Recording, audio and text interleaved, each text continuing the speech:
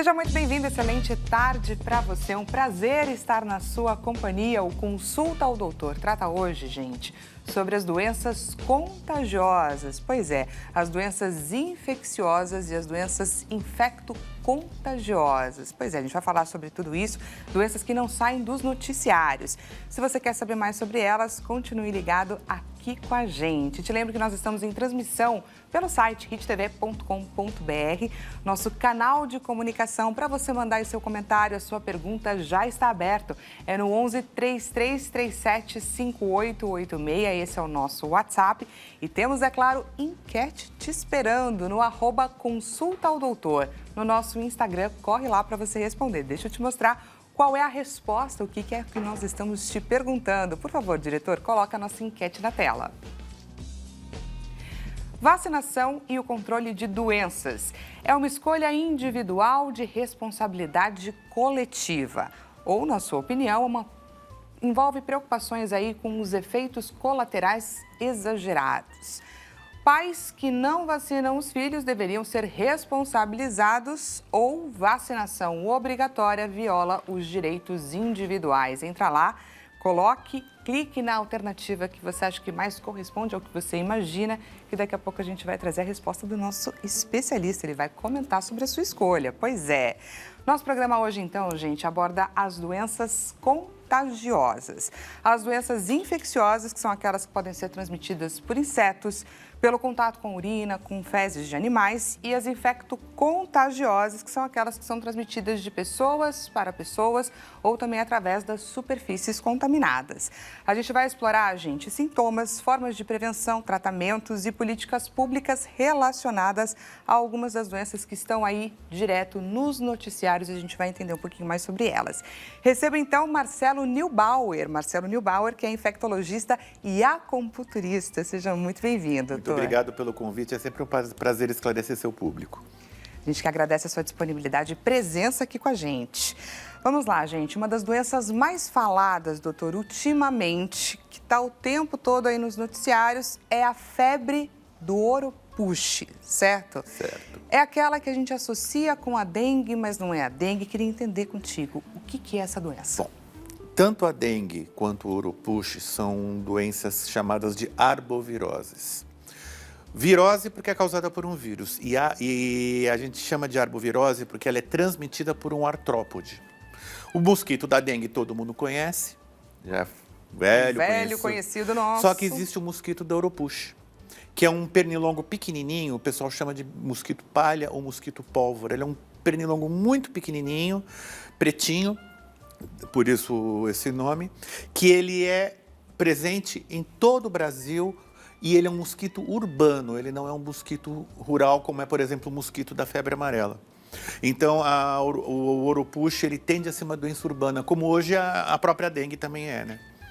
E esse mosquito, por exemplo, ele tem um comportamento específico? Pica mais de dia ou mais de noite? Ou a maioria dos mosquitos tem uma preferência pelos horários de baixa luminosidade, quer dizer, quando está amanhecendo e quando está anoitecendo. Mas eles podem picar em qualquer horário. E por que ele tem causado tanta preocupação? Por que a febre do Oropouche tem causado tanta preocupação aí? Porque esse ano aumentou. Esse ano aumentou de uma maneira muito expressiva os casos. Não foi um aumento tão violento como foi o da dengue, que esse ano a gente viveu uma epidemia bastante severa de dengue, né? Mas a Oropouche, ela é uma doença que ela era restrita à Amazônia, e ela está descendo, ela já chegou há algum tempo no Nordeste e agora ela chegou no Sul. E o número de casos esse ano foi expressivamente maior que o ano passado. A gente tem uma explicação para isso? Não, ainda não. A gente até pensava que seria a mesma explicação do aumento da dengue, né? Porque a dengue foi tão explosiva esse ano, foi um ano muito quente e muito úmido. E uma coisa que o Aedes adora é calor e umidade. O mosquito da Oropouche, ele não é ele não tem tanta preferência por calor e umidade. Ele gosta de água, lógico, todos os mosquitos eles se procriam na água, né?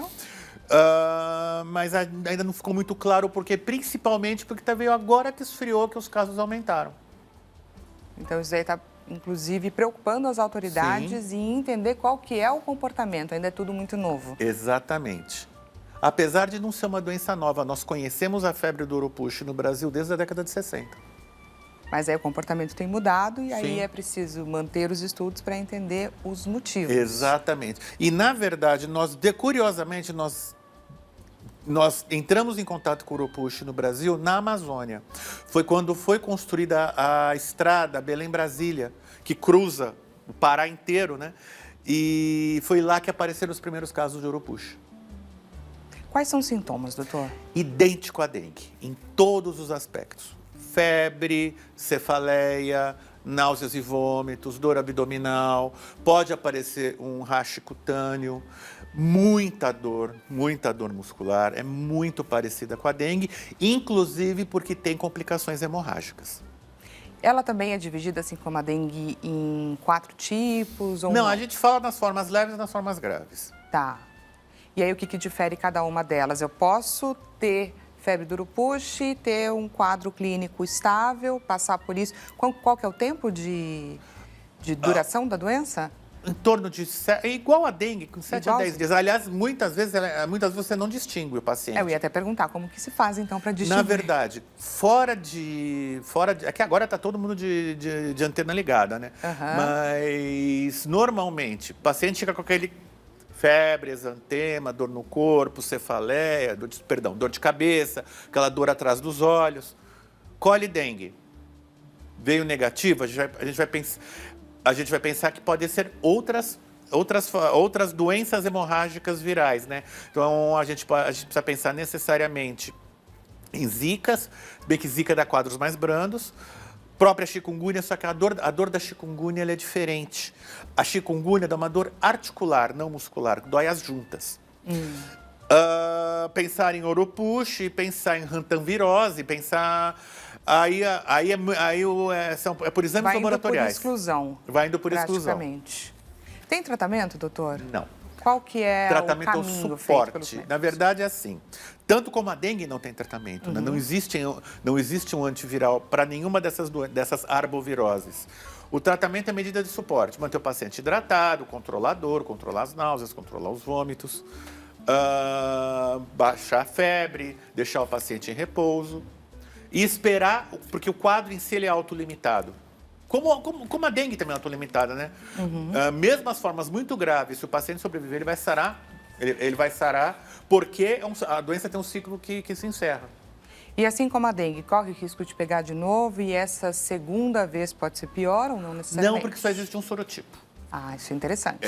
Só existe um sorotipo do urupuxo conhecido. Por enquanto. Por enquanto. Doutor, o Ministério da Saúde ele fez um alerta para gestantes em uma nota técnica que foi publicada aí em julho sobre a identificação pelo Instituto Evandro Chagas de 4 casos de microcefaleia em recém-nascidos ligados à infecção da mãe pelo vírus. Qual que é, então, doutora, a recomendação para os gestantes? O máximo de cuidado, inclusive porque as gestantes podem ter formas extremamente graves e perder o bebê e perder a vida, inclusive. Tá? O máximo de precaução, então... Quando a gente fala em cuidado e precaução, o que seria isso? O que a gente tem que fazer para evitar a picada do mosquito? Cobrir o corpo. Mosquitos, os mosquitos eles não picam por cima da roupa. Uso de repelentes. Evitar locais onde tem proliferação do mosquito. E evitar, principalmente, estar no ambiente externo, naqueles horários de maior risco. Entendi. Na sua opinião, doutor, em termos de políticas públicas, o que tem sido feito? Programas de controle de vetores, acesso a possíveis tratamentos ou pesquisa de possíveis tratamentos, educação sanitária. O que tem sido feito e o que falta ainda ser feito quando a gente fala de febre do urupuxo? Muito pouco foi feito. Na verdade, esse ano se priorizou muito a dengue, porque já se sabia que esse ano ia ser ruim antes do ano acontecer. Por quê? Porque foi ano de El Niño. E a gente sabe que nos anos de El Niño, onde a gente tem mais calor e mais chuva, tem mais dengue. Tudo bem que foi a maior epidemia da história da dengue no Brasil. E a dengue ela é conhecida há muito menos tempo, né?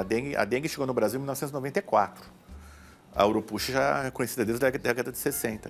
Mas até então era uma doença muito ocasional, muito incomum. Então é assim, foi feito realmente muito pouco. De uma certa forma, quando a gente faz uma campanha de esclarecimento para a dengue, de uma certa forma as medidas são as mesmas, né? Então, digamos que a urupuxa acaba se beneficiando disso. Entendi. Olhando agora, doutora, um pouquinho, então, para dengue, vamos falar agora um pouquinho de dengue, eu queria entender em que momento da doença nós estamos, porque, como você mesmo disse, é uma doença que se comporta, que tem uma proliferação maior quando chove, em dias mais úmidos, enfim, o calor favorece, etc. Nessa fase do ano que a gente está, a gente pode já baixar a guarda? Vamos deixar essa preocupação para o final do ano que vem, ou não é o momento? Olha, eu diria que no caso da dengue a gente não deve baixar a guarda nunca. Tá. Porque mesmo com a guarda levantada no alto da epidemia, a gente viu o que aconteceu. A gente vê que não há um engajamento, porque são doenças de proliferação por mosquito, são doenças que eu dependo muito da colaboração da população. Eu vou te dar um exemplo. Minha mãe mora numa chácara no interior de São Paulo. É uma chácara que é uma chácara urbana, numa rua onde tem várias chácaras. A prefeitura da cidade fez uma campanha de visita às casas para ver o que está acontecendo, orientar algumas coisas. Foi um negócio bem legal. A única pessoa na rua que deixou os fiscais da prefeitura entrarem foi minha mãe. Olha só. E se ela não deixasse também, eu ia ficar zangado. Mas é muito complicado, não é? Sim.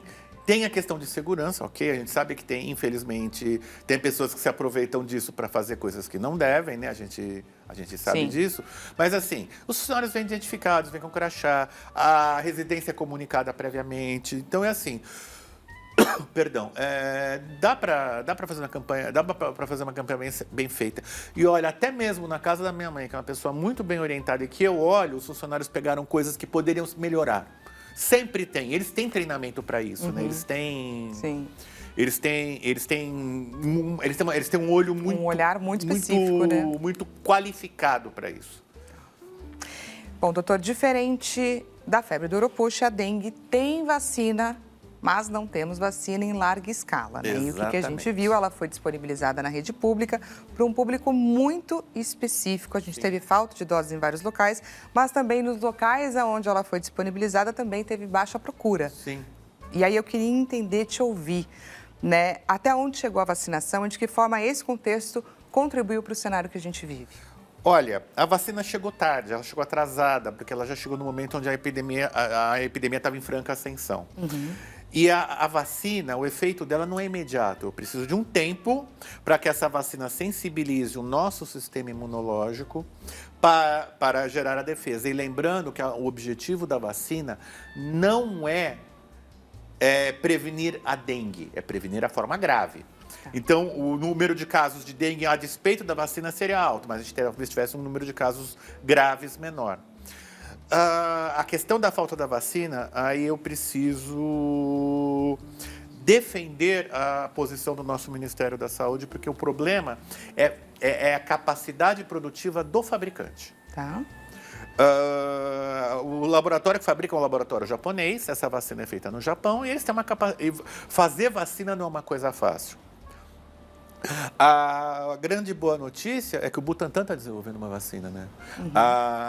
Eles publicaram ano passado, ou foi no começo... Não, foi final do ano passado, numa das principais revistas médicas do mundo, que é o New England Journal of Medicine, uma revista prestigiadíssima. Sim, referência. Os resultados parciais porque o estudo ainda não está concluído, mas os resultados são extremamente promissores.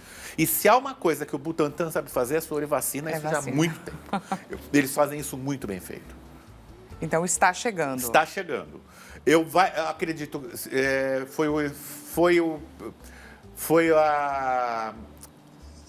eles publicaram, foram 5 anos da dose, e eles encerram o estudo, se não me falha a memória, com 8 anos. Depois que o estudo tiver concluído, ele precisa ser escrito, né? ele precisa, o estudo precisa ser escrito, precisa ser publicado e precisa ser pedido o registro da Anvisa.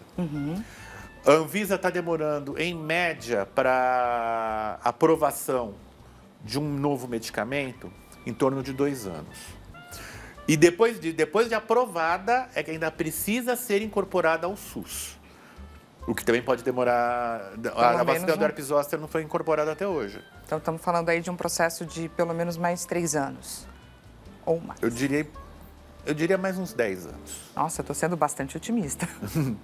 Eu diria mais Porque acho que a gente também ficou um pouquinho com essa impressão com relação à vacina da Covid, que a gente viu também ela nascer e tudo mais. Claro que a situação era completamente diferente. O caso da vacina da Covid, o que acontece? Fazer uma nova vacina é fácil. Por quê? Porque a vacina ela é feita no modelo de plataforma. Quer dizer, a metodologia, por exemplo, a metodologia que a Pfizer usou, que é o RNA, eu posso usar para qualquer agente. Eu já tenho a plataforma, eu já sei fabricar o RNA, certo? Aí é só uma questão de escolher daquele vírus que eu quero tratar, daquele vírus, daquela bactéria, etc., que eu quero tratar, o pedaço do RNA que eu quero. Então, a plataforma ela já não é uma plataforma tão nova. O que eles tiveram foi uma celeridade por conta do caos que foi 2020. Trouxeram para a população, Sim. passando algumas fases. E, na verdade, a vacina começou a ser desenvolvida antes da pandemia. Por quê? Porque coronavírus já é conhecido da espécie humana há mais de 200 anos. A gente tem achados em sítios arqueológicos de mais de 200 anos de necrópsias, você encontrou pessoas que faleceram com coronavírus, não sei se de coronavírus. Então, é assim, então já era alguma coisa que estava no radar. O que a gente não esperava foi aquela situação que foi sem precedentes, né? 2020 foi uma coisa muito louca, né? Essa que é a verdade. Com certeza, foi um momento atípico que a gente viveu. Sim. Doutor, só trazendo aqui uma prestação de serviço para quem nos assiste, focando então em dengue, fala pra gente um pouquinho sobre os sintomas e qual que é o público de risco dessa doença. Sintomas da dengue. Muito parecido com o Urupuxpa. Vai parecer que eu estou repetindo a gravação. Febre, é uma febre normalmente intensa e súbita. Então não é que a pessoa começa com 37, vai subindo, amanhã está com 30. Não, de uma vez, é 38, 39 graus, de repente. Dor de cabeça, dor atrás dos olhos, isso é muito característico. Dor no corpo, principalmente uma dor de caráter muscular, associada, pode ter ou não sintomas digestivos, então náusea, vômito, dor abdominal, diarreia e mal-estar, muito mal-estar. É assim, é uma dor, eu tive dengue uma vez, já tem muitos anos. É uma dor que, assim, você não consegue se mexer de dor. Como médico, você conseguia dar o seu próprio diagnóstico? Olha, não tenho nem dúvida, isso aqui deve ser dengue, por tudo que eu estou sentindo. Eu conseguia saber que era uma virose mais complicada. Tá. Como foi num ano que teve muita dengue, eu não me lembro se foi 2002, 2003, alguma coisa assim. Foi um ano que teve um número razoável de casos. Eu falei, nossa, acho que estou com dengue. O que eu fiz? Procurei um médico. E, doutor, com relação à prevenção, é importante, em tempos de guerra, a gente usar as armas que têm comprovação.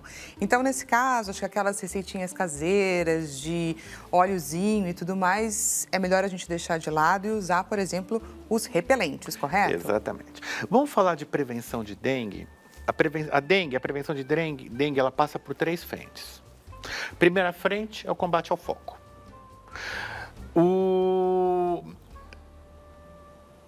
Tem um filme antigo que um personagem, no Jurassic Park, um dos personagens falava assim, a natureza não pode ser contida. Isso é um fato. É um fato. Mosquito da dengue, o Aedes, ele era extremamente exigente no que dizia a qualidade da água que ele precisava para pôr ovos. Tinha que ser uma água muito limpa e muito parada. Por isso que a água que fica, por exemplo, no exemplo deste copo, se esse copo ficar na natureza, daqui a pouquinho tem a Aedes botando ovo aí. Só que ele está ficando menos exigente com o passar do tempo, a água já não precisa ser tão limpa assim. Então, por exemplo, uma poça d'água num chão asfaltado, num chão de terra não, mas num chão asfaltado, o Aedes já pode ir lá. Então é assim, o nível de rigor na nossa prevenção do foco tem que aumentar. E lembrar, bromélias, vasinho de planta e por aí vai. Segundo nível de proteção, vacinação. À medida que for possível, principalmente quem já teve dengue uma vez, deve se vacinar novamente, deve se vacinar, porque o risco das formas graves é maior em quem já teve dengue uma vez. E o terceiro foco, se proteger da picada do mosquito. Então, repelentes. Para aquelas pessoas que não podem usar repelente, ou por problemas alérgicos, ou porque são muito bebês e o pediatra não liberou, cobrir. No caso de bebês, colocar tela mosquiteira no berço ajuda bastante. Naquelas regiões onde eu estou tendo muitos casos de dengue, evitar se expor naqueles horários que o Aedes mais gosta. Uhum.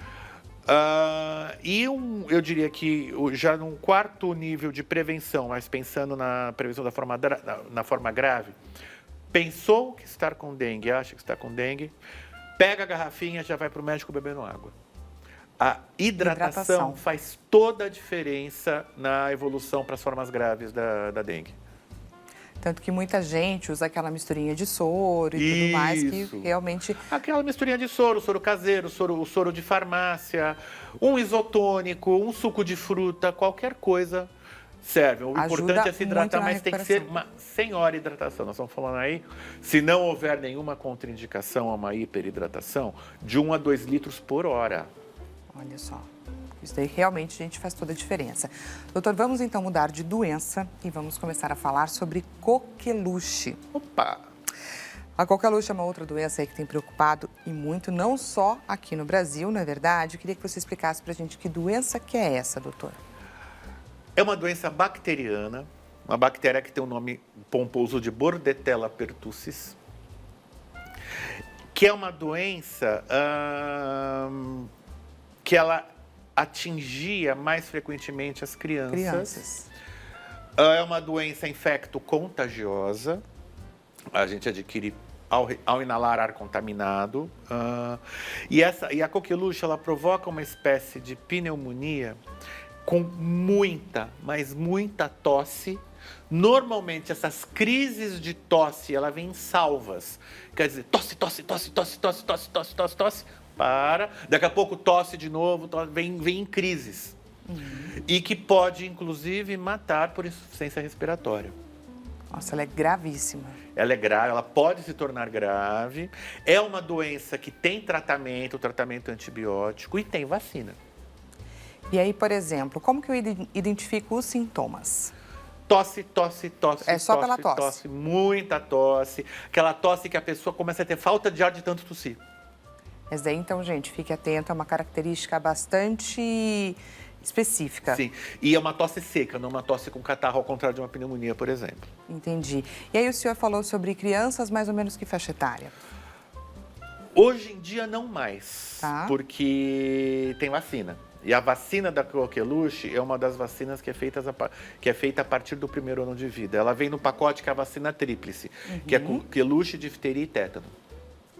Que é uma vacina que ela é feita no 1º ano de vida, faz um reforço aos 5, e aí ela precisa ser tomada novamente a cada 10 anos, pela vida toda. Até alguns anos, a vacina era contraindicada no adulto, porque ela dava reações alérgicas muito graves no adulto, acima de 15 anos de idade. Então, para o adulto existia a vacina dupla, não a vacina tríplice, que era só difteria e tétano. Mas há alguns anos lançaram uma forma dessa vacina que se chama acelular. A vacina é conhecida como DPT, difteria, pertussis, tétano. Eles lançaram a DPT acelular, que ela pode ser tomada pelos adultos. Inclusive, tem uma recomendação da Secretaria da Saúde de São Paulo para este ano, que os profissionais de saúde se vacinem, porque o número de casos está aumentando. E essa medida, ela é eficaz? Muito. Tá. Muito Porque eficaz. são as pessoas que estão ali em contato direto. E a vacina precisa ser renovada a cada 10 anos, até porque nenhuma dessas 3 doenças dá uma imunidade definitiva. Eu fiz a minha formação em doenças infecciosas no Hospital das Clínicas. E no Hospital das Clínicas nós tínhamos uma unidade de tétano, que ainda tem casos de tétano, por incrível que pareça. Diminuiu de uns anos para cá. E normalmente são idosos. Por quê? Até a vacina da gripe entrar com força na população idosa, e aí quando você vai no postinho fazer a vacina da gripe, o pessoal já checa a sua carteirinha e completa o que está faltando, os idosos deixavam de se vacinar. Sim. E aí qualquer machucadinho tem risco de tétano. E a coqueluche, ela aumentou muito esse ano. Ela é uma doença que gosta de inverno, né? Por quê? Porque é uma doença, toda doença respiratória, ela gosta do clima frio. Não por causa do frio, mas por causa do confinamento. Do comportamento das pessoas. As pessoas se fecham as janelas, ficam trancadas em casa, evitam ambientes abertos. Foi 2000 e nós tivemos um grande surto de H1N1 na primeira metade da década passada. Eu não me lembro exatamente que ano. Na época, minha filha estava numa escola infantil e como estava aumentando os casos, as diretoras me chamaram para conversar e falaram: o que a gente pode fazer? Deixar todo mundo trancadinho, quentinho? Eu falei: não, janelas abertas, as crianças de preferência a maior parte do tempo possível no pátio, e agasalhadinhas, lógico, mas o máximo de tempo com ambientes com circulação de ar. O resumo da ópera é que não teve nenhum caso de transmissão de H1N1 na escola. Maravilhoso. Eu vou daqui a pouquinho dar um recadinho, mas antes eu queria te deixar com uma pergunta aqui do nosso público. Por favor, diretor, pergunta na tela. Da Valéria, de Igarapava, aqui de São Paulo. Boa tarde, Dani, doutor. Quem já teve coqueluche na primeira infância pode ter reincidência na adolescência? Pode doar sangue? Oi, Valéria, excelente pergunta. Olha, sim, a coqueluche é uma doença que ela não imuniza. A gente sabe que a pessoa ela perde o efeito, seja da vacina, seja da própria doença, com aproximadamente entre 5 e 10 anos. Então, a vacina precisa ser renovada a cada 10 anos, mesmo para quem já teve a doença, pode ter de novo, tá? Pode acontecer sim. E se você está gostando do nosso bate-papo, a gente vai para um rápido intervalo e na volta tem muito mais, não perca!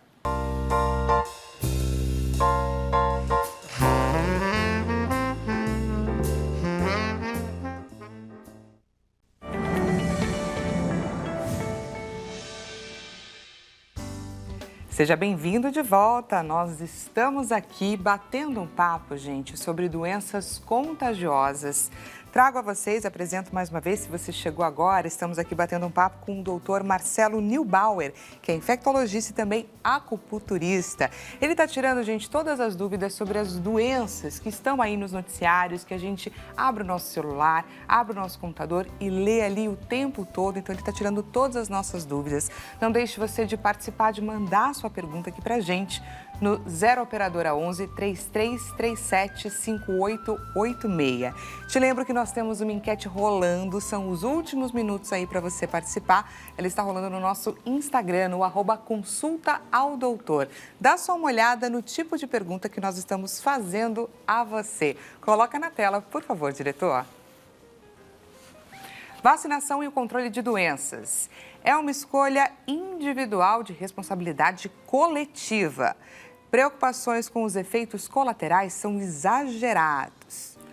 Pais que não vacinam seus filhos deveriam ser responsabilizados. Ou vacinação obrigatória viola os direitos individuais. Entra lá e não esqueça de clicar na opção que você considera a correta. Doutor, vamos dar continuidade aqui no nosso bate-papo. Queria agora falar um pouquinho sobre pneumonia silenciosa.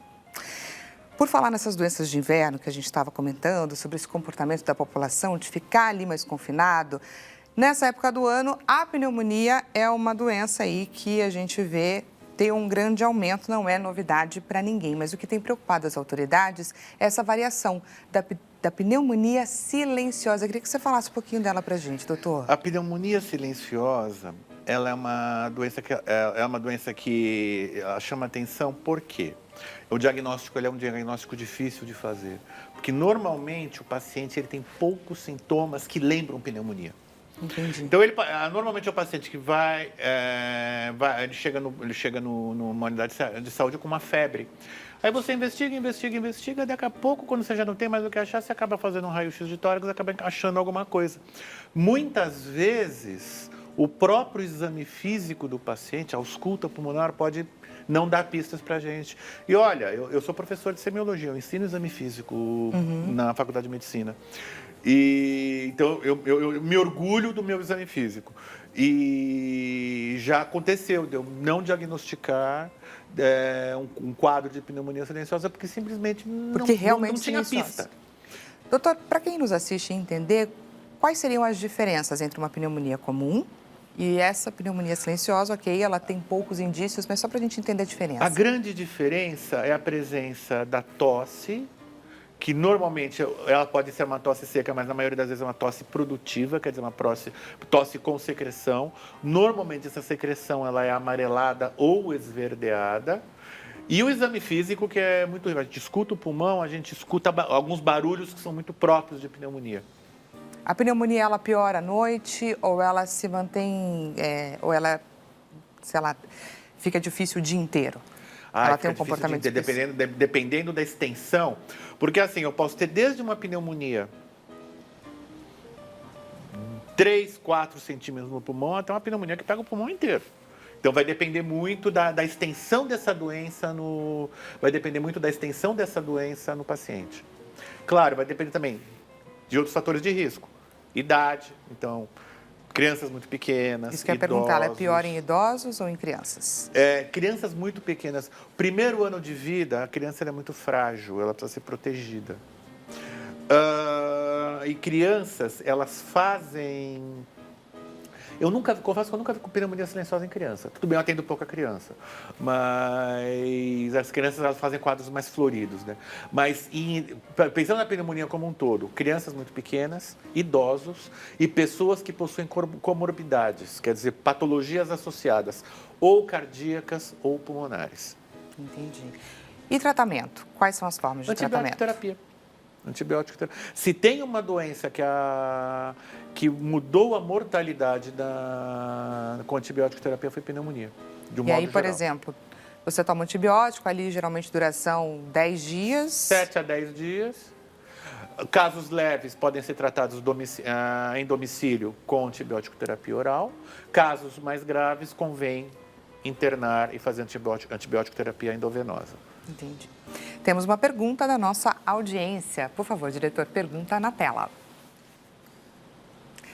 Da Risonete, de Manaus. Boa tarde, Dani e doutor.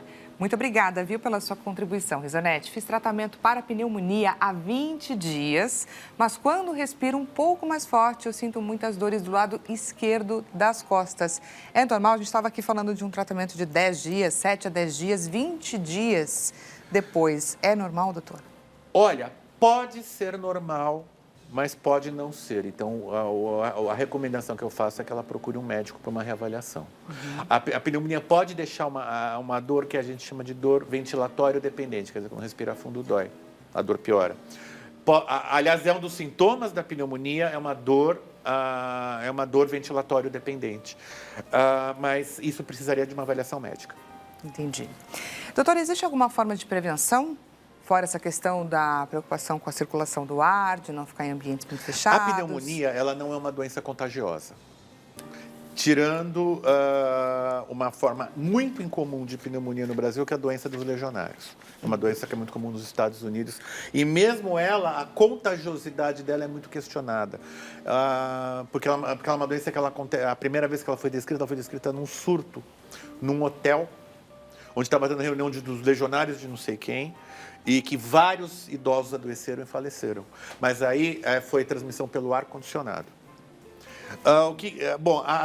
Na verdade, quem tem pneumonia? Normalmente quem tem pneumonia é quem teve um quadro gripal antes.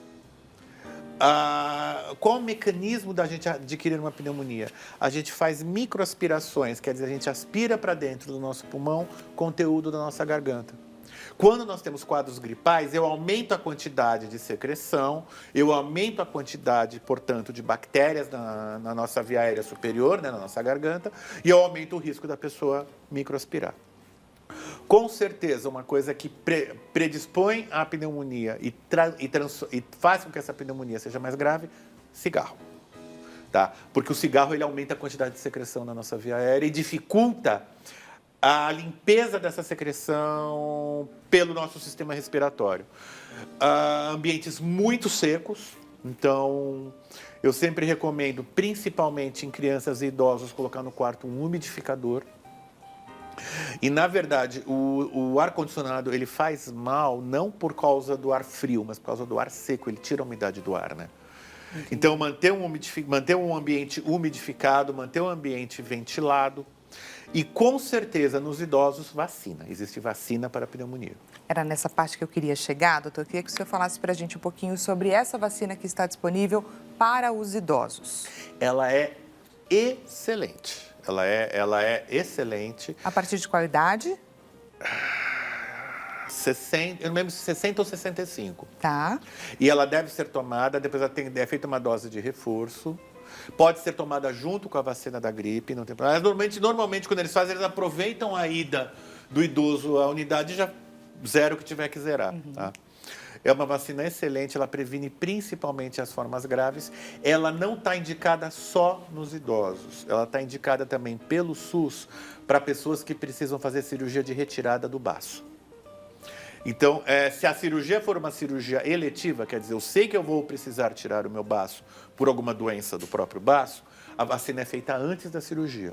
Se foi, por exemplo, o baço foi retirado por causa de um acidente automobilístico, um acidente de moto, paciência faz depois. Perde um pouquinho da eficácia da vacina, mas ela ainda funciona. Muito interessante essa ressalva aqui. Doutor, vamos então para a meningite. Opa! Essa é outra doença, gente, que tem sido bastante noticiada, meningite meningocócica. Principalmente, ela está aí na mídia sendo bastante falada por conta dos óbitos. Queria, doutor, que você explicasse para a gente sobre essa doença. A transmissão dela acontece principalmente por vias respiratórias? Sim. Vamos lá. O termo correto não é meningite meningocócica, é doença meningocócica. Doença meningocócica. Ou meningococcemia. Tá. Na verdade, quando eu tenho uma doença meningocócica, o paciente chegou com uma doença meningocócica, eu colho e vem meningite, eu respiro aliviado. Deu tempo de ter meningite, o paciente não morreu antes. Nossa, que interessante. É uma doença que quem faz pronto-socorro se morre de medo, porque para você entender o que é a doença meningocócica, eu vou contar um caso da minha época de estudante de medicina. Eu estava fazendo meu estágio de pediatria no Hospital Universitário da USP. Isso era a década de 90, foi em 1994. Eu não esqueço desse fato nunca. Chegou uma criança com febre, muita febre, mais nada.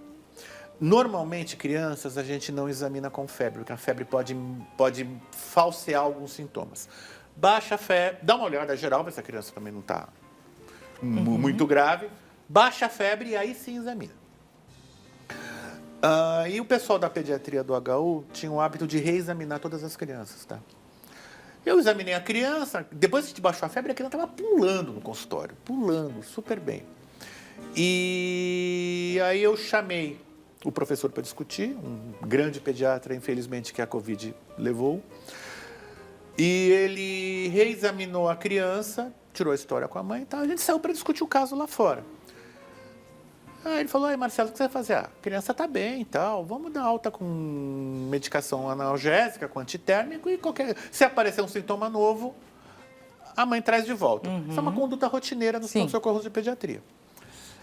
Esse meu professor, 40 anos de pronto-socorro de pediatria nas costas. Muita experiência, foi um grande médico. Falou, Marcelo, ok, sua história está certa, seu exame físico está corretíssimo, mas a criança vai ficar. Eu falei, nossa, mas por quê? Não sei, a carinha dela está estranha. E a gente costuma brincar, médico de adulto, que pediatra tinha que fazer atlas de carinha, né? Porque é sempre assim, a carinha não está legal, a carinha está esquisita. É uma sensibilidade. 3 horas depois a criança estava morta. Ai. Doença meningocócica. Que triste.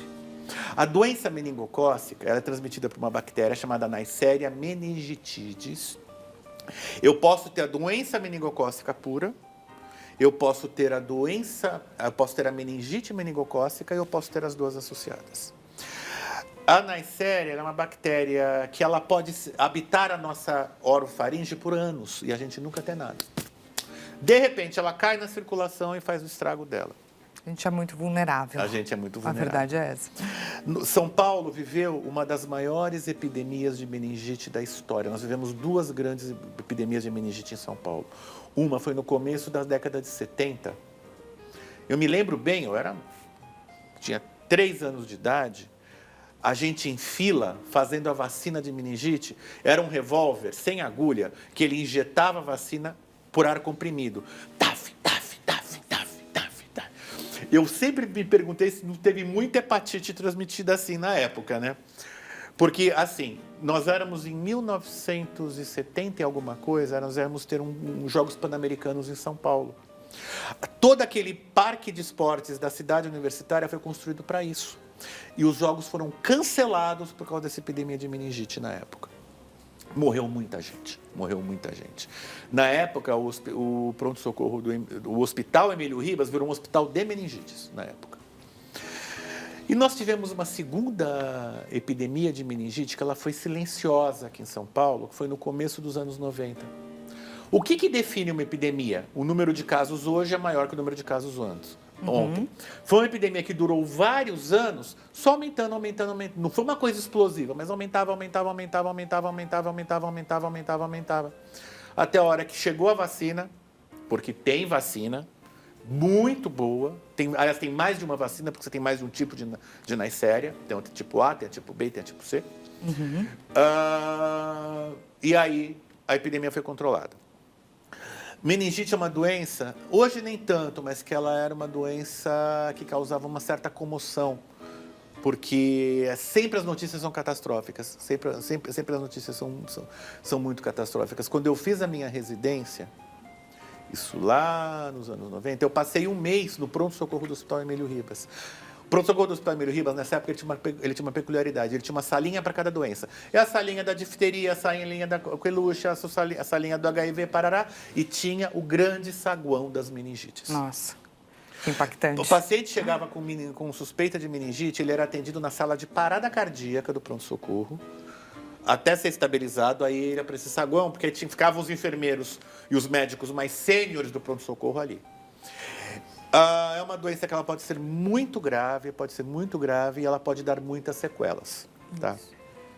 Que sequelas são essas, doutor? Dano neurológico, lesões cerebrais. Eu tive uma paciente que foi um caso complicadíssimo, tadinho. Era um senhor analfabeto e que teve uma meningite e ficou completamente surdo. Comunicação com ele, a comunicação com ele era extremamente difícil, porque ele não sabia ler lábio e não sabia ler. Então foi muito complexo reeducar este paciente. Ele ficou em reabilitação muito tempo. Eu já vi sequelas de fala, já vi sequelas de movimento, e eu já vi um paciente que ficou em estado vegetativo.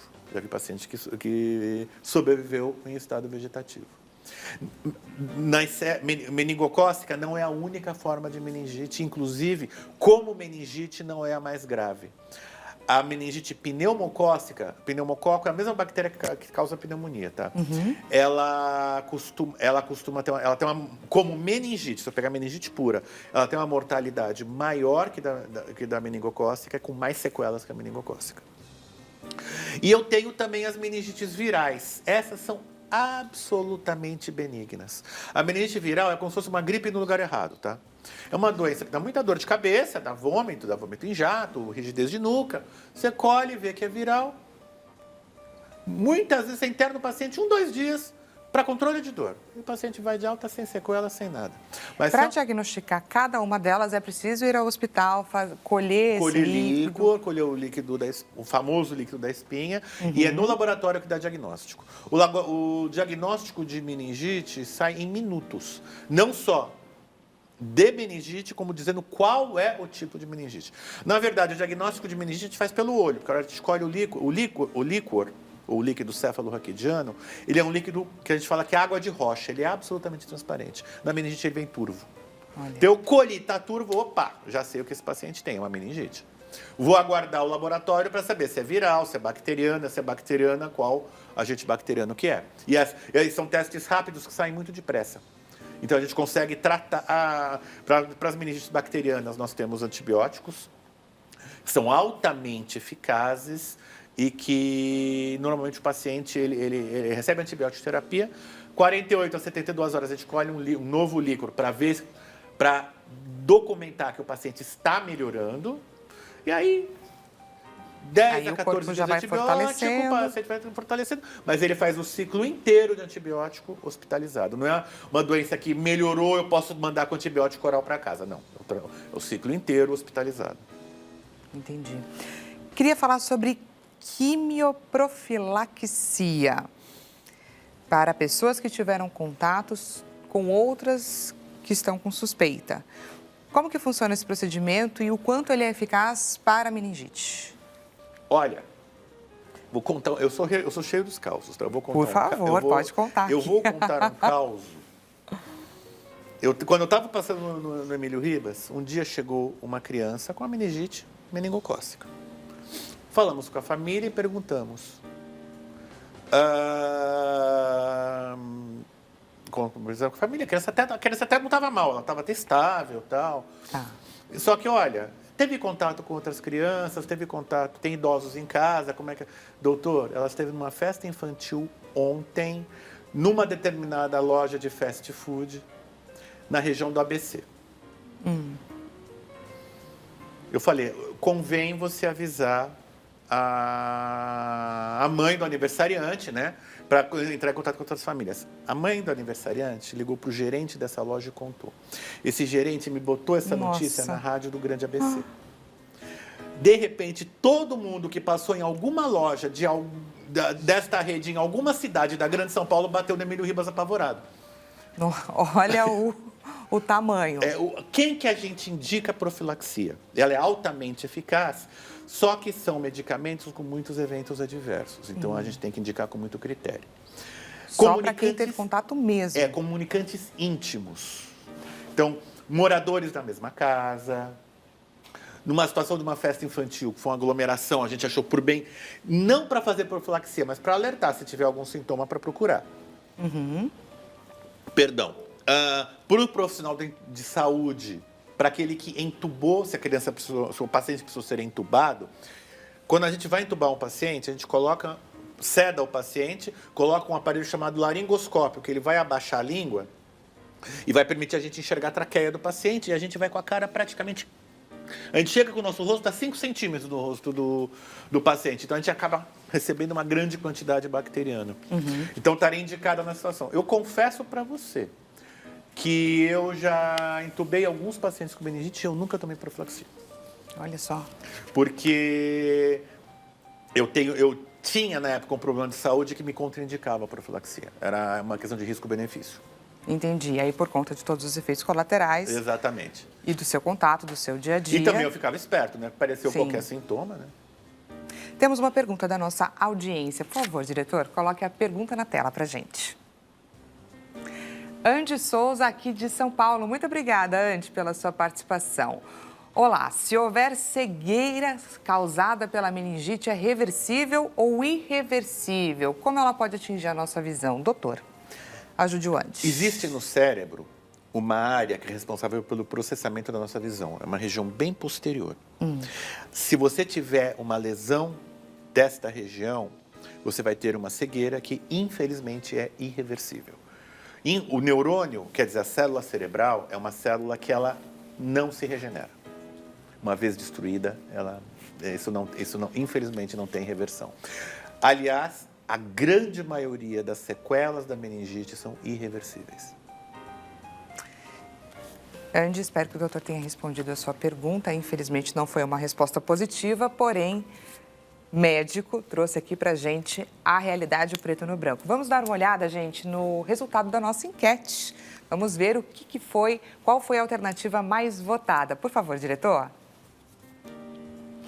Então, vacinação e controle de doenças ganhou A primeira é uma escolha individual de responsabilidade coletiva. As outras ficaram aí em 7% para a segunda. A preocupação com efeitos colaterais é exagerada.